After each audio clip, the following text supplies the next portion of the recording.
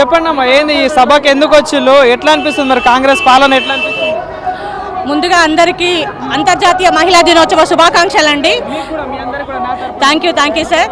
అయితే మమ్మల్ని ఉద్దేశించి మాకు ఇంత పెద్ద ప్రోగ్రాం చేయడము ముఖ్యంగా రేవంత్ రెడ్డి గారికి చాలా మేము రుణపడిగా ఉంటామండి. అయితే ఇది చేసే ప్రోగ్రామ్స్ అన్ని మహిళల కోసం చేస్తున్నారు, బాగానే ఉన్నాయి కానీ సార్ ప్రతి ఒక్కటి మహిళల వరకు చేరట్లేవు. చెప్పడానికి మాత్రమే మహిళలము, కానీ వెనకాల చేసే మొత్తం పనులన్నీ మగవారే చేస్తున్నారు. కానీ ఆడవాళ్ళకు కూడా ఒక ఛాన్స్ ఇవ్వాలి ప్రతి ఒక్క దాంట్లో. ఇప్పుడు రేవంత్ రెడ్డి గారు ఎట్లా ముందుకు వచ్చారో ఇంకా ప్రతి విషయాలలో కూడా మహిళలను ఇంకా ముందుకు తీసుకురావాలని కోరుకుంటున్నాము. నేను ఉప్పల్ సర్కిల్లో నేను చిల్కన్ నగర్ ఆర్పీగా మాట్లాడుతున్నాను.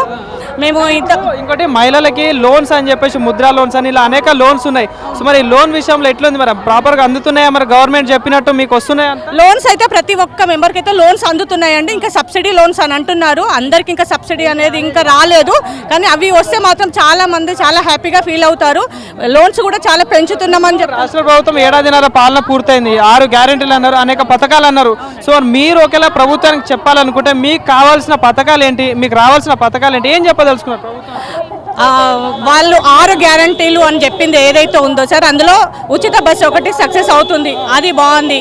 ఇంకొకటి ఇప్పుడు మహిళలకి 2500 స్కీమ్ అనేది ఏదైతే ఉందో మేము ఎందుకంటే పబ్లిక్లో తిరుగుతాం, మేము ఒక రిసోర్స్ పర్సన్గా నేను పబ్లిక్లో తిరుగుతున్నాను కాబట్టి నా ఎక్స్పీరియన్స్ నేను చెప్తున్నాను. ప్రతి ఒక్కరూ ఇప్పుడు ఆఫీస్ వరకు వెళ్ళి అడగలేని వాళ్ళు మేము లోకల్లో ఉంటాం కాబట్టి ఆర్పిలం కాబట్టి ప్రతి ఒక్కరు మా దగ్గరకు వస్తారు. ఇది ఇందిరమ్మ ఇండ్ల దాని గురించే కానీ ఈ 2500 స్కీమ్ గురించి కానీ ప్రతి ఒక్కటి మమ్మల్ని అడుగుతుంటారు. మేము మా పై ఆఫీసర్లను మేము అడుగుతుంటాము. కానీ ఈ స్కీమ్ ఏదైతే ఉందో 2500 కూడా తొందరగా చేస్తే బాగుంటుందండి. పెన్షన్స్ కూడా ఇంకా చాలా మందికి విడో పెన్షన్స్ కానీ పెంచడము అది తర్వాత విషయం అయితే, ముందు ఉన్న వాళ్ళు ఇప్పుడు ఎలిజిబుల్లో ఉన్న వాళ్ళకి ఆ 2000 రావట్లేవు. వికలాంగులు ఉన్నారు పాపం, వాళ్ళకు కూడా రావట్లేవు. ఒంటరి మహిళలు ఉన్నారు, వీళ్ళందరికీ పెన్షన్స్ తొందరగా అందితే బాగుండండి. పెంచే విషయం అవును అది కూడా అడుగుతున్నారు. ఇప్పుడు నాతో మా ఫ్రెండ్ బస్సులో వచ్చింది, వాళ్ళ పాప మ్యారేజ్ అయింది. అయితే తను కూడా అడుగుతుంది, కళ్యాణ లక్ష్మి ఇంకా స్టార్ట్ అవ్వలేదు కదా అక్క, ఎప్పుడు స్టార్ట్ అవుతుంది అని. అవన్నీ చేయాల్సిన పాత పద్ధతులు ఏవైతున్నాయో అవన్నీ చేస్తున్నారు. ఇంకా కొంచెం ఇంప్రూవ్మెంట్ చేసి ప్రతి ఒక్కరికి అందాల్సిన స్కీమ్స్ అన్ని అందిస్తే బాగుంటుందండి. పెన్షన్స్ కోసం పాపం వికలాంగులు అయితే చాలా సఫర్ అవుతున్నారు, ఒంటరి మహిళలు సఫర్ అవుతున్నారు, ఓల్డ్ ఏజ్ పీపుల్స్ కూడా చాలా సఫర్ అవుతున్నారు. పెన్షన్స్ రావాలి. కష్టపడి ఒక లిస్ట్ కూడా లేదు, 3 ఫ్లోర్లు ఎక్కి దిగి ఒక్కొక్క ఇంటికి 3 సార్లు మేము సర్వే చేసాము, సామాజిక సర్వే చేసాము. దానికే ఇంతవరకు మా కష్టానికి ప్రతిఫలమే ఇవ్వలేదు. మాది 131 డివిజన్ కుత్బులాపూర్, అక్కడ ధర్నాలు చేశాము. ఇంకేముంది డబ్బులు వచ్చేసినాయి అన్నారు. వివేకానంద ఆయన ఏం చేస్తారు, ఆయన ఇది వేరు కదా. మరి మేము చేయాల్సినంత కృషి చేసాము, కానీ మా కష్టానికి ప్రతిఫలం ఇస్తే ఇలాంటి పనులు ఇంకా ఎన్నైనా చేస్తాం కదా.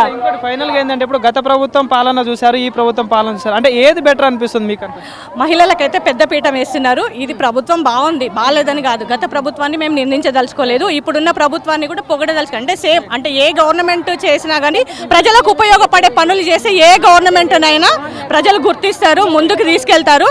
ప్రజలకు ఏమేం ప్రాబ్లమ్స్ ఉన్నాయో అవన్నీ సాల్వ్ చేస్తే ఏ గవర్నమెంట్ అయినా నిలబడుతుందండి. మెయిన్ ప్రజలకున్న సమస్యలను తీర్చగలిగే నాయకుడు ఉంటే ఆ గవర్నమెంట్ ముందుకెళ్తుందని మా అభిప్రాయం. ఓకే, థ్యాంక్ యూ అండి. రైట్. సో చూసారు కదా, చాలా మంది మహిళలు రావడం జరిగింది. ఈరోజు మహిళా దినోత్సవం సందర్భంగా కూడా రాష్ట్ర ప్రభుత్వం మహిళలందరినీ కూడా ఒక తాటిన తీసుకొచ్చి ఆ సభ పెట్టి వాళ్ళకి ఏదైతే పథకాల విషయంలో కూడా వాళ్ళని ఈరోజు చెప్పే ప్రయత్నం చేస్తా ఉన్నారు. సో మనం మాట్లాడించే ప్రయత్నం చేద్దాం. అమ్మ, ఎక్కడి నుంచి వచ్చింది మరి? నాగారం మాది.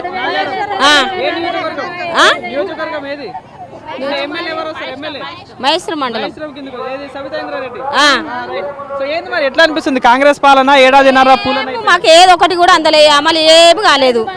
రైతు బంధు లేదు, 2000 ఇస్తామన్నారు, అది ఇస్తామన్నారు, ఇది ఏదో ఒకటి కూడా లేదు మాకు. అసలు ఏదో ఒకటి లేదు. ఆయన వచ్చేసాను ఏ పని లేవు మాకు. ఊర్లలో ఉంటారు కదా, ప్రధానంగా రుణమాఫీ అనేది మీ అందరికీ కంపల్సరీ. మరి రుణమాఫీ అయిందా? రుణమాఫీ కాలే, ఏమి కాలే. నెలకు ఆడవిళ్ళకు పనిచేసేలకు 12,000 అవన్నీ ఇస్తామని అడుగుతారు, ఏమి లేవు మాకు.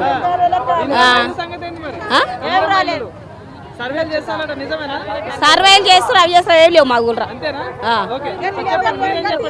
మా ఊర్లో కూడా ఏం లేవు, సర్వే లేవు, ఏం రాలేవు. ఇంకా ఏం